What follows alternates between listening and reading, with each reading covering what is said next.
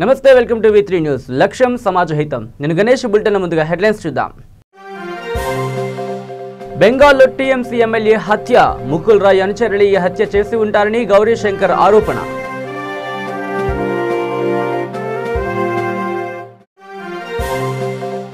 మధులిక కేసులో కొత్త ట్విస్ట్ దాడికి ముందే భారీ స్కెచ్ వేసిన భరత్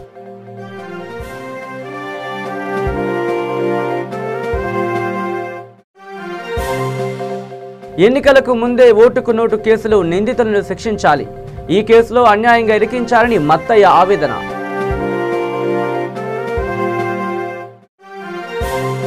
ఏపీ బీజేపీ అధ్యక్షుడు కన్నాకు గన్నవరం ఎయిర్పోర్ట్లో చేదు అనుభవం మోదీ రాకవేళ స్వాగతం పలికేందుకు వెళ్లిన ఆయన్ను అనుమతించని పోలీసులు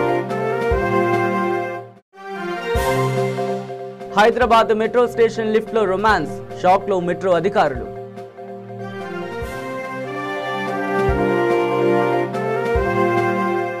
ఇక డీటెయిల్స్ లోకి వస్తే పశ్చిమ బెంగాల్లో అధికార పార్టీ ఎమ్మెల్యే సత్యజిత్ బిశ్వాస్ దారుణ హత్యకు గురయ్యారు గుర్తు తెలియని వ్యక్తులు గత అర్ధరాత్రి ఆయనపై అత్యంత సమీపం నుంచి కాల్పులు జరిపి పరారయ్యారు రక్తపు మడుగుల్లో పడి ఉన్న ఆయనను వెంటనే ఆసుపత్రికి తరలించినప్పటికీ ఫలితం లేకుండా పోయింది ఆయన అప్పటికే చనిపోయినట్లు వైద్యులు నిర్ధారించారు నదియా జిల్లా కృష్ణగంజ్ నియోజకవర్గం నుంచి తృణమూల్ కాంగ్రెస్ ఎమ్మెల్యేగా ఎన్నికైన సత్యజిత్ శనివారం పూల్బెరిలో జరిగిన సరస్వతి పూజలో పాల్గొన్నారు అనంతరం వేదిక దిగి వస్తూ ఉండగా ఈ ఘటన చోటు చేసుకుంది దుండగులు పాయింట్ బ్లాంక్ రేంజ్లో కాల్పులు జరిపారు సత్యజిత్ హత్యలో బీజేపీ పాత్ర ఉందని టీఎంసీ నేతలు ఆరోపిస్తున్నారు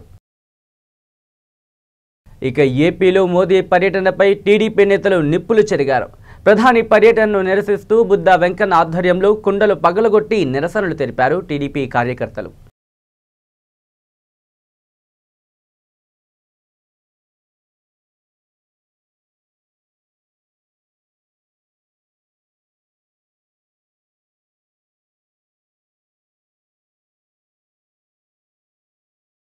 ఇక బీసీల రిజర్వేషన్లపై చట్టసభల్లో చర్చ జరిపేలా చర్యలు తీసుకోవాలని బీసీ సంఘం జాతీయ అధ్యక్షుడు ఆర్ కృష్ణయ్య వైసీపీ అధినేత జగన్ను కోరారు లోటస్ పాండ్లో జగన్ను కలిసిన ఆయన ఏలూరులో వైసీపీ తలపెట్టిన సభకు హాజరవుతారని అన్నారు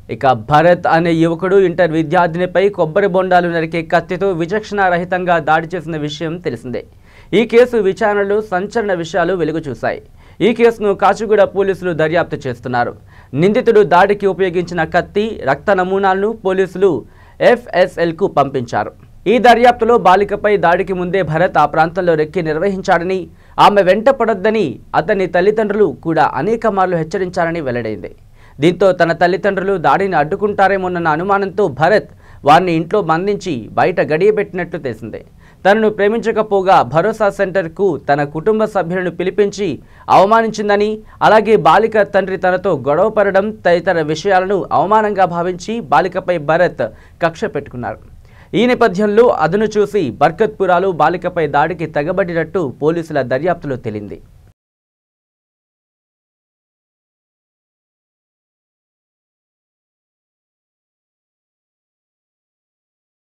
ఇక ఎన్నికలకు ముందే ఓటుకు నోటు కేసులో నిందితులను శిక్షించాలని ఈ కేసులో ఆరోపణలు ఎదుర్కొంటున్న జెరూసలేం మత్తయ్య డిమాండ్ చేశారు విజయవాడలో మీడియాతో మాట్లాడుతూ ఈ కేసులో తనను అన్యాయంగా ఇరికించారని ఆరోపించారు తెలంగాణ సీఎం కేసీఆర్ తనను ప్రలోభాలకు గురిచేస్తూ ఆంధ్రప్రదేశ్ చీఫ్ మినిస్టర్ చంద్రబాబు నాయుడు రాజ్యాంగ ధిక్కరణకు పాల్పడ్డారని ఆరోపించారు ఈ కేసులో తెలంగాణ సర్కార్ తన పేరు మార్చడాన్ని ఖండించారు ఈ కేసులో తనను నిర్దోషిగా హైకోర్టు ప్రకటించిన విషయాన్ని ఆయన ప్రస్తావించారు తనకు న్యాయం చేయాలని కోరుతూ ఈ నెల 11న ఢిల్లీలో నిరసన చెబుతున్నట్లు వెల్లడించారు తన దీక్షకు పాళీ క్రైస్తవ సంఘాలు మద్దతు పలుకుతున్నట్టు చెప్పారు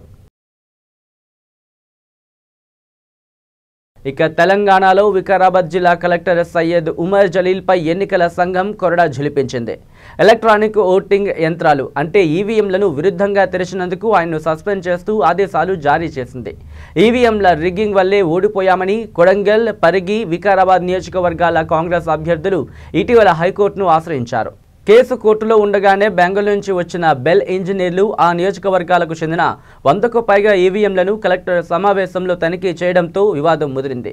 కేసు కోర్టులో ఉండగానే ఈవీఎం సెల్ఫీ తీయడంపై కాంగ్రెస్ నేతలు ఈసీకి ఫిర్యాదు చేశారు. దీంతో ఆయనపై సస్పెన్షన్ వేటు వేస్తూ ఎన్నికల సంఘం నిర్ణయం తీసుకుంది.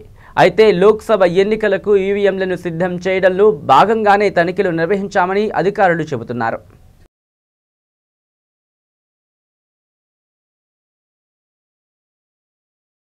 ఇక ఆంధ్రప్రదేశ్కు ప్రత్యేక హోదా విభజన హామీలను అమలులో కేంద్రం నిర్లక్ష్యానికి నిరసనగా AP chief minister Chandrababu Naidu ఈ నెల 11న ఢిల్లీలో ధర్మ పోరాట దీక్ష చేయనున్న సంగతి తెలిసిందే. ఇందుకు టీడీపీ శ్రేణులు ఏర్పాట్లను పూర్తి చేస్తున్నాయి. ఈ దీక్షలో పాల్గొనేందుకు 2 రైళ్లను ఏర్పాటు చేసినట్లు అధికారులు తెలిపారు. ఇందుకోసం దక్షిణ మధ్య రైల్వేకు 1.12 కోట్ల రూపాయలు చెల్లించామని వెల్లడించారు. వీటిలో ఒక రైలు శ్రీకాకుళం నుంచి, మరో రైలు అనంతపురం నుంచి బయలుదేరుతాయని పేర్కొన్నారు. చంద్రబాబు దీక్షకు మద్దతు తెలపాలనుకునే వారు ఈ రైలులో రావచ్చని అన్నారు.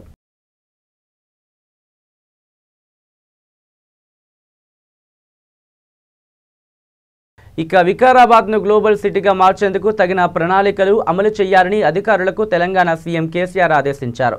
ప్రగతి భవన్లో ఉన్నత అధికారులతో హైదరాబాద్ నగర అభివృద్ధికై కేసీఆర్ సమీక్షించారు.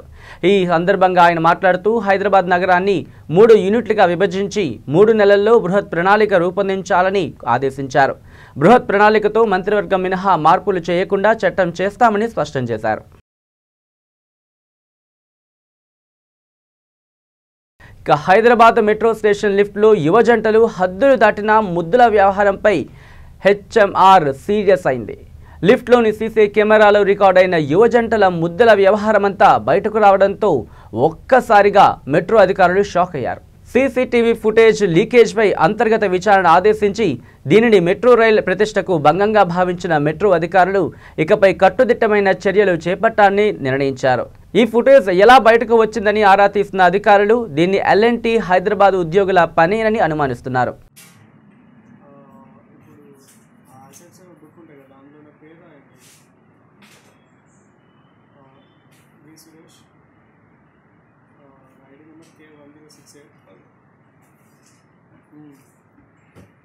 అది నేను అది మాత్రం మర్చిపోతాను. ఓకేనా, రిసీవ్డ్ అయినట్టు.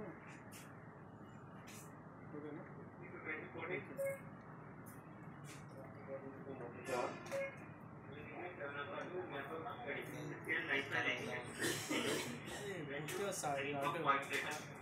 మంచిగా తెలుసుకున్నారేంది ఇక్కడ కంటిన్యూ వస్తున్నారు.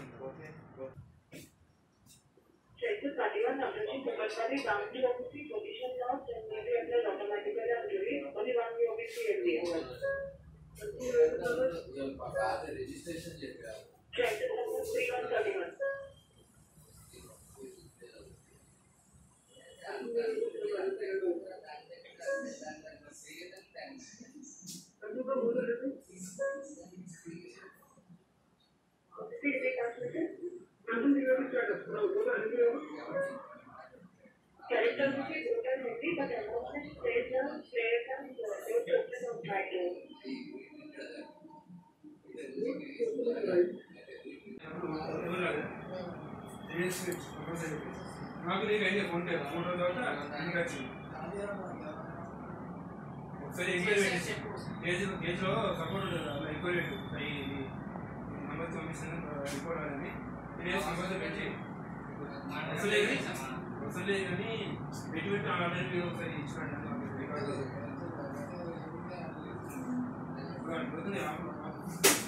చేసి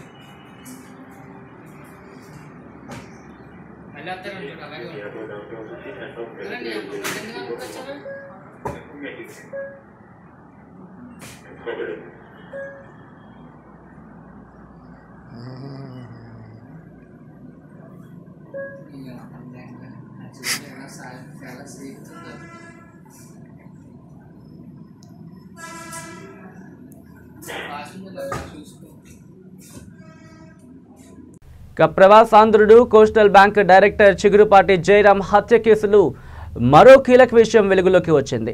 జయరాంను హత్య చేసింది ఒక్కరు కాదని, ఆ సమయంలో 5గురు బయటి వ్యక్తులు ఉన్నారని, అందరూ కలిసి జయరాంను హత్య చేసి ఉంటారని పోలీసులు అనుమానిస్తున్నారు. ఈ కేసులో గురువారం ఎఫ్ఐఆర్ నమోదు చేసిన పోలీసులు ఈ కోణంలో దర్యాప్తు ప్రారంభించారు.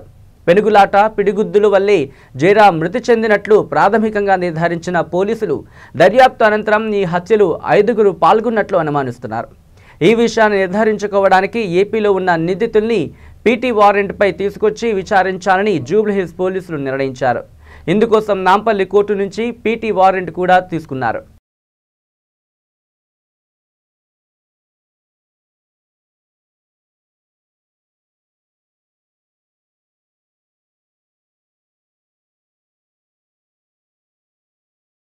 బులెటిన్లో షార్ట్ బ్రేక్ తీసుకుందాం.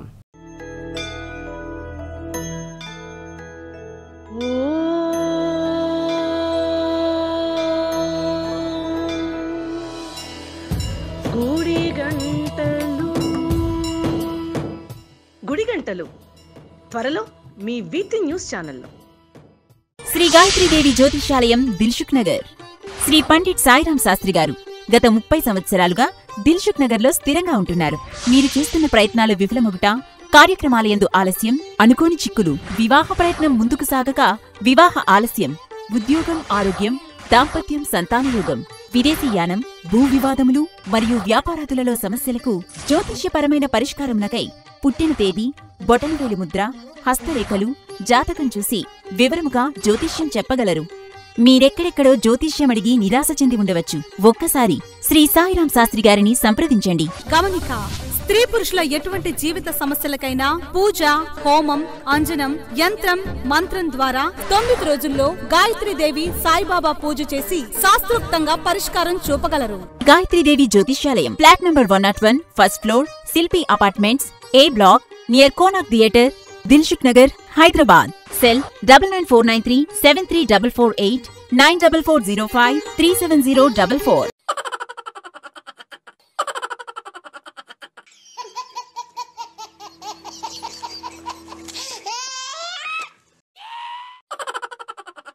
గిలిగిలిగా త్వరలో మీ వీత్రి న్యూస్ ఛానల్లో.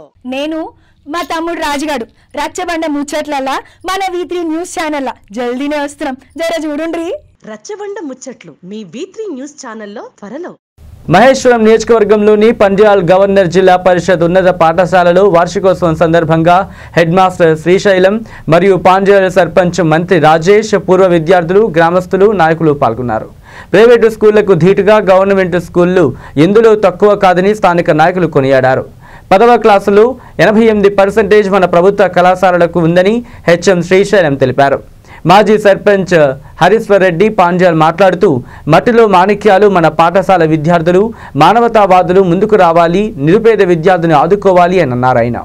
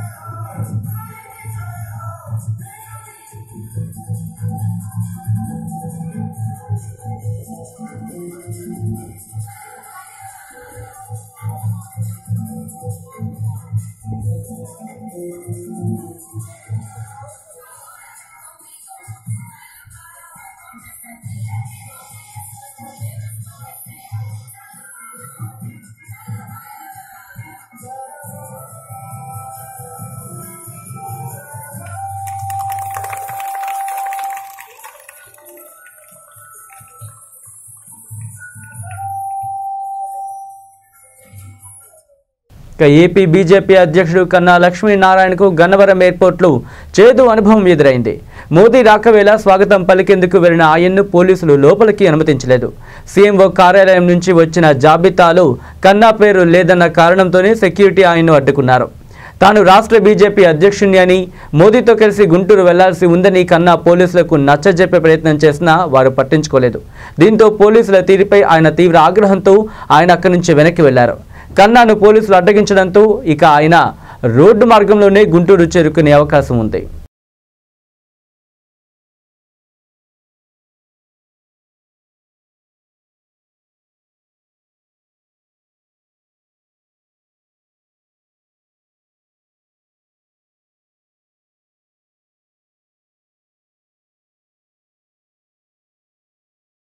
ఇక జోగులాంబ గద్వాల్ జిల్లాలో ప్రవీణ్ సేవా సమితి ఆధ్వర్యంలో సౌత్ ఇండియా ఇన్విటేషన్ ఫుట్బాల్ టోర్నమెంట్ను జిల్లా కలెక్టర్ శశాంక్ ప్రారంభించారు.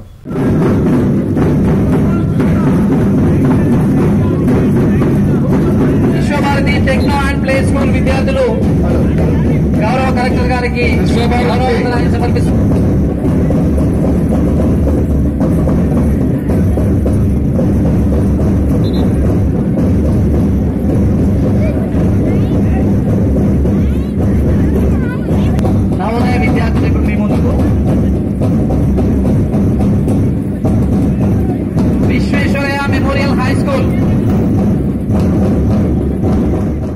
రైల్వేస్ నుంచి గుంటూరు రైల్వేస్ ఉన్నది నిజామాబాద్, అన్నింటికీ ఆరామైన నిజామాబాద్, ఆరాం నిజామాబాద్, నిజాపూర్,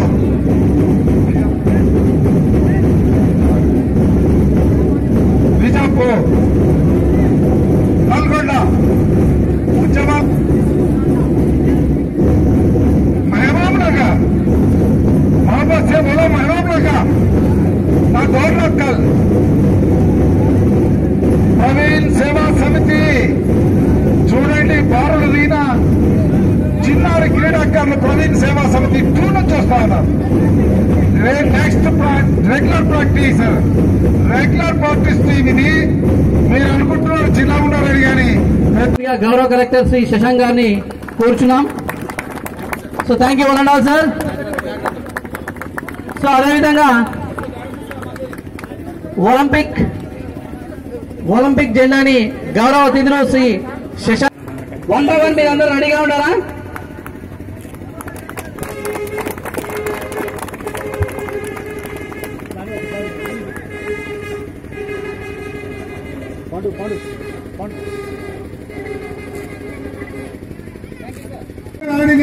పెద్ద చరిత్ర కలిగిన టీము మైదానం ఇది. ఈ మైదానంలో ఆడిన విశిష్ట ప్రతిభ నెహ్రూ చేత అవార్డు అందుకున్నటువంటి దొరైస్వామి గారికి ప్రపంచ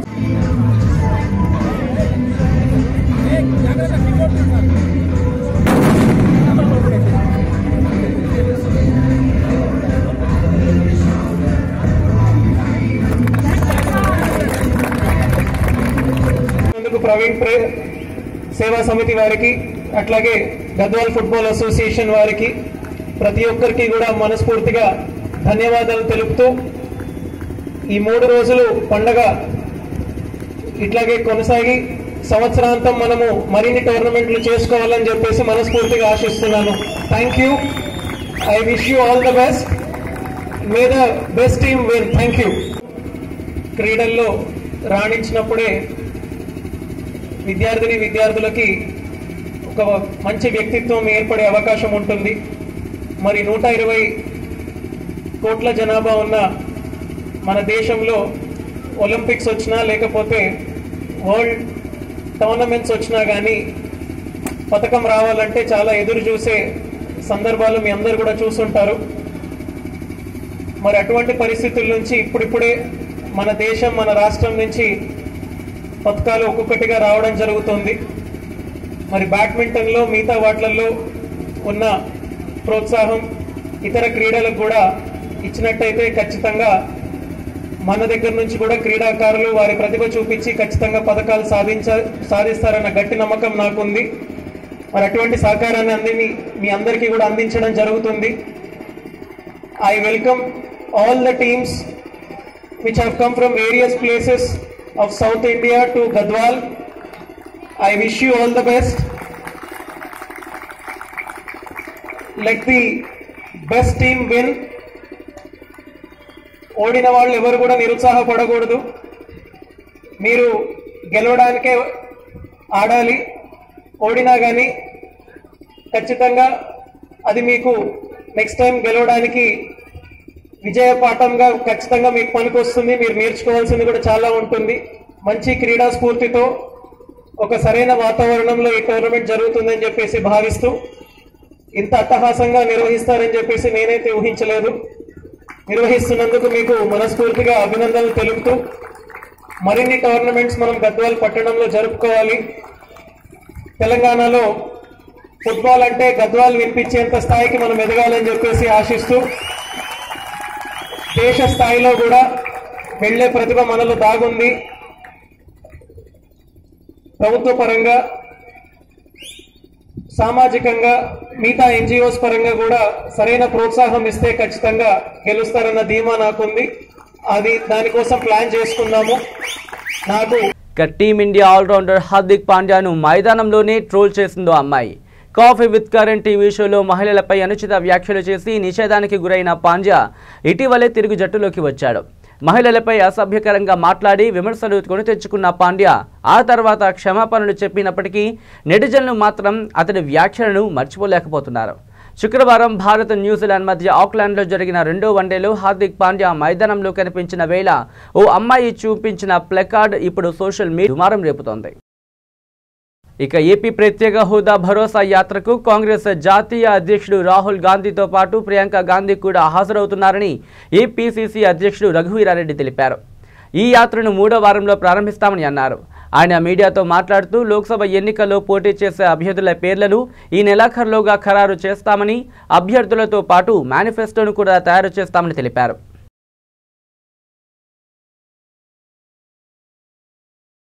స్వాతంత్రం వచ్చి 7 దశాబ్దాలు గడిచినా కూడా నేటికి మన పిల్లలకు చదువుకోవడానికి సరైన వసతి లేదంటే దీనికి కారణం ఎవరు?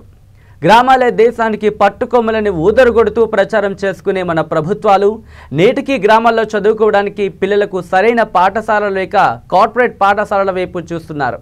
ఉమ్మడి ఆంధ్రప్రదేశ్ రాష్ట్రంలో ఉన్నప్పుడు తెలంగాణ ప్రాంతం ఆంధ్ర పాలకులతో నిర్లక్ష్యానికి గురవుతుందని, మన తెలంగాణ మనం సాధించుకొని మన పాలన మనమే చేసుకుంటే తెలంగాణ బంగారు తెలంగాణగా మారుతుందని భావించిన యావత్ తెలంగాణ ప్రజలు పోరాటం చేసి సాధించుకొని 5 సంవత్సరాలు పూర్తి చేసుకున్నా నేటికి గ్రామాలలో కనీస సదుపాయాలు కరువై చదువుకునేందుకు సరైన పాఠశాల భవనాలు కూడా లేకపోవడంతో తల్లిదండ్రులు ప్రైవేట్ పాఠశాలకు పంపుతున్నారు తమ పిల్లలను. పాఠశాల ప్రారంభంలో జూన్ జూలై నెలలో హడావిడిగా బడిపాట కార్యక్రమం చేపట్టే అధికారులు తమ పిల్లలు ఎందుకు ప్రభుత్వ పాఠశాలకు రావాలో ఒకసారి ఆలోచించుకుంటే బాగుంటుందంటున్నారు తల్లిదండ్రులు. నల్గొండ జిల్లా చింతపల్లి మండలంలోని గడియ గౌరారం ప్రాథమిక పాఠశాల భవనం శిథిలావస్థకు చేరుకుని విద్యార్థులు ఆరు బయటే కూర్చొని చదువుకుంటున్నారు. కేవలం 70 మంది విద్యార్థులు మాత్రమే పాఠశాలకు వెళ్తున్నారంటే ఎంత అధ్వాన స్థితిలో ఉందో అర్థమవుతుంది. పాఠశాలలో 1-2 గదులు మాత్రమే కొంచెం అనుకూలంగా ఉండగా అందులోనే వేరువేరు తరగతుల విద్యార్థులను కూర్చోబెట్టి పాఠాలు చెప్తున్నారు ఉపాధ్యాయులు. పిఎస్ గడే గౌరవరంలో టీచర్గా పనిచేస్తున్నాను. ఇక్కడ మా స్కూల్లో స్ట్రెంత్ వచ్చి విద్యార్థులు వచ్చేసి 70 మంది ఉన్నారు. 3 స్టాఫ్ ఉన్నారు, 3 లేడీ టీచర్స్ ఉన్నాము.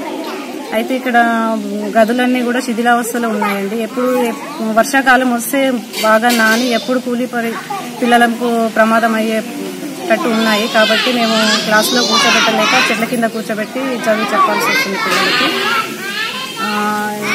ఈ అదనపు గదులను మంజూరు చేయగలరని మేము ఇక్కడ పరిస్థితిని అర్థం చేసుకొని అదనపు గదులను మంజూరు చేయగలరని మేము కోరుకుంటున్నాము.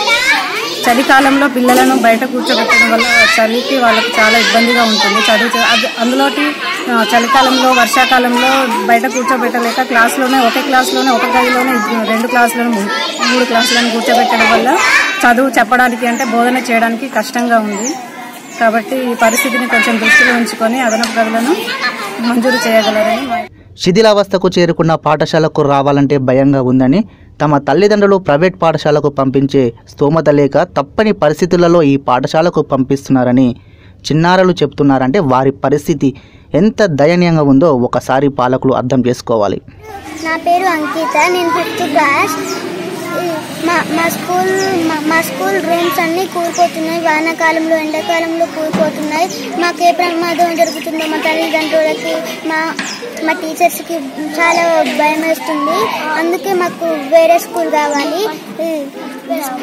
రూమ్స్ లేక బయట కూర్చుంటున్నాము. కొత్త రూమ్లు కావాలి మాకు.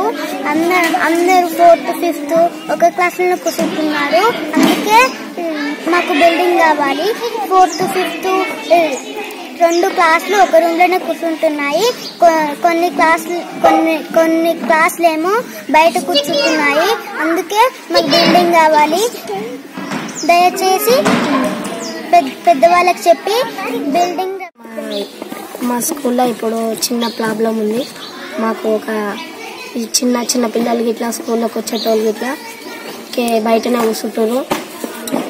ఇది మాకు ఇప్పుడు బిల్డింగ్ కావాలి. గదులు ఇట్లా ఏం లేవు. అందరూ చాలామంది ఒక క్లాస్లో ఇద్దరు కూర్చుంటున్నాము. కాక ఇది మాకు చదవడానికి ఇట్లా ఇబ్బంది అవుతుంది. ఈ టీచర్ వాళ్ళు ఇట్లా ఏ టైంలో ఎప్పుడు కూలిపోయి కింద పడుతుంది పిల్లల పైన అని టీచర్ వాళ్ళు ఇట్లా భయపడుతుంది. మా మమ్మీ వాళ్ళకి ఇట్లా మా మమ్మీ వాళ్ళు ఇట్లా స్కూల్కి పంపిస్తలేరు. మాకు ఈ బిల్డింగ్ కట్టిస్తే స్కూల్ అందరూ వస్తారని చెప్తున్నారు. మాకు బిల్డింగ్ కావాలి. వందల కోట్ల రూపాయలు ఖర్చు చేసి పట్టణాలలో ఫ్లైఓవర్లకు రింగ్ రోడ్లకు ఖర్చు చేయకుండా గ్రామాలలో ముఖ్యంగా ప్రభుత్వ పాఠశాలకు పక్క భవనాలు నిర్మిస్తే గ్రామస్తులు తమ పిల్లల చదువులకు పట్టణాల బాట పట్టి కూలీ పనులు చేసుకోకుండా పల్లెలోనే ఉంటూ వ్యవసాయం చేసుకుంటామని చెబుతున్నారు. భావి భారత పౌరులుగా ఎదగాల్సిన గ్రామ పిల్లలకు మంచి సదుపాయాలతో కూడిన పాఠశాల భవనాలు నిర్మించి నాణ్యమైన విద్యను అందించాల్సిన బాధ్యత మన ప్రభుత్వానిదే. Welcome back to V3 news. ఇక ఫిదా సినిమాతో తెలుగు ప్రేక్షకులకు సాయి పల్లవి చాలా దగ్గరైంది. ప్రస్తుతం వేణు ఉడుగుల దర్శకత్వంలో మరో కొత్త ప్రాజెక్ట్ను సైన్ చేసింది. ఈ చిత్రంలో సాయి పల్లవి నక్సలైట్గా నటిస్తోందని టాక్. అయితే ఈ ముద్దుగమ్మ తాజాగా ఓ ఇంటర్వ్యూలో పెళ్లిపై షాకింగ్ కామెంట్స్ చేసి వార్తలు నిలిచింది. జీవితంలో తాను పెళ్లి చేసుకోకూడదని నిర్ణయించుకున్నట్లు సాయి పల్లవి స్పష్టం చేస్తుంది. పెళ్లి చేసుకోకూడదని నిర్ణయించుకున్నా నాకు నా తల్లిదండ్రులతోనే ఉండాలని ఉంది. వారిని జాగ్రత్తగా చూసుకోవాలని ఉంది. పెళ్లి చేసుకుంటే నా తల్లిదండ్రుల బాగోగులు నేను అనుకున్నట్లుగా చూసుకోలేను. అందుకే జీవితంలో వివాహం చేసుకోకూడదని నిర్ణయించుకున్నానని ఆమె తెలిపింది.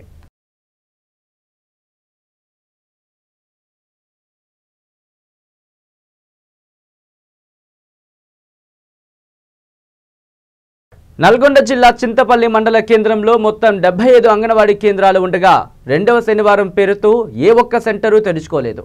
అయితే అక్కడక్కడ అరకొర సెంటర్లలో మాత్రం తెరవడం జరిగింది.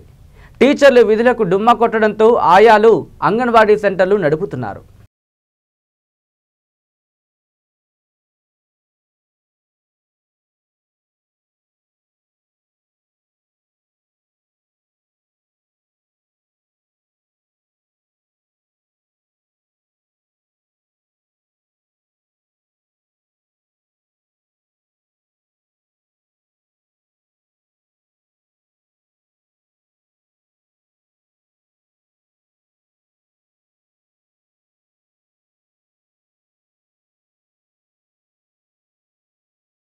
ఇక బులెటిన్ ముగించే ముందు హెడ్లైన్స్ మరోసారి చూద్దాం.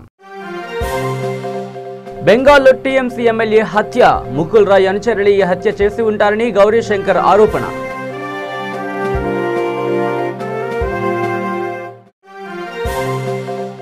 మధులిక కేసులో కొత్త ట్విస్ట్. దాడికి ముందే భార్య స్కెచ్ వేసిన భరత్.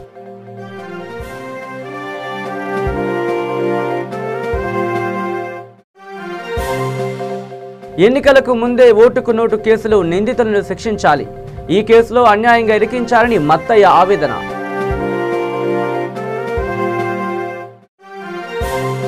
ఏపీ బీజేపీ అధ్యక్షుడు కన్నాకు గన్నవరం ఎయిర్పోర్ట్లో చేదు అనుభవం. మోదీ రాకవేళ స్వాగతం పలికేందుకు వెళ్లిన ఆయన్ను అనుమతించని పోలీసులు. హైదరాబాద్ మెట్రో స్టేషన్ లిఫ్ట్లో రొమాన్స్. షాక్లో మెట్రో అధికారులు.